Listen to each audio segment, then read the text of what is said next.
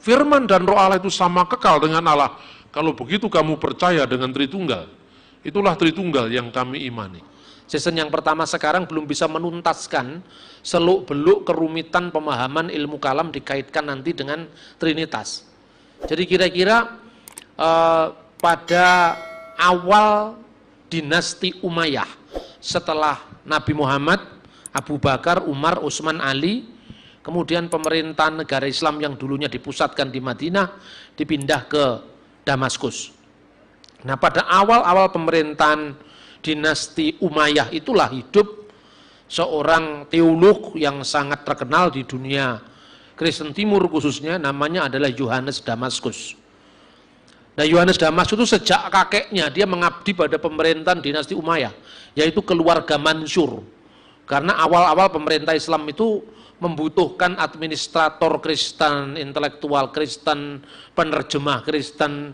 Makanya keluarga Mansur ini mulai dari zaman kakek, anak, sampai cucunya, yaitu Yuhana Mansur atau Yohanes Mansur ad-Dimaski. Di Indonesia kalau Yohanes itu nggak dikaitkan dengan Mansur. Yuhana Mansur ad-Dimaski, yang meskipun akhirnya dia meninggalkan kehidupan politik, hingar-bingarnya dunia politik, lalu dia menyendiri menjadi seorang rahib atau biarawan di Dir Marsaba di Yerusalem. Itu kelihatan sekali kalau dari atas bukit itu di biaranya itu harus dinaik karena di atas bukit. Nah, disitulah dia mengakhiri menghabiskan masa tuanya dengan menulis buku, menulis apologetika terhadap kesalahpahaman Islam. Dia menulis salah satu buku yang terkenal itu namanya De Haresibus, yang artinya bidat-bidat. Lalu di situ dia menggolongkan Islam sebagai salah satu aliran Kristen terakhir yang namanya heresi Kristen, yang menyangkal keilahian firman Allah karena menurut Yohanes Damaskus dipengaruhi oleh ajaran Arianisme. Berangkatnya dari sana sebetulnya. Arianisme itu pandangan Arius yang menyangkal bahwa firman Allah itu kekal. Ada waktu di mana firman Allah pernah tidak ada. Dan firman Allah ini dikaitkan dengan Yesus sebagai firman yang pada mulanya adalah firman. Firman itu bersama-sama dengan Allah dan firman itu adalah Allah. Nah, kemudian Yohanes Damaskus itu memberikan pertanyaan seperti ini. Jikalau Anda ditanya oleh saudara muslim tentang siapakah Yesus, maka Anda harus menanyakan balik kepada mereka, menurut Al-Quran yang kamu miliki, dengan sebutan apa Yesus itu disebut dalam kitab sucimu sendiri? Saudara muslim pasti akan menjawab, Yesus itu adalah Rasul Allah. Selain Rasul Allah, dia adalah kalimatullah, firman Allah, yang diberikan kepada Maryam dan roh daripadanya.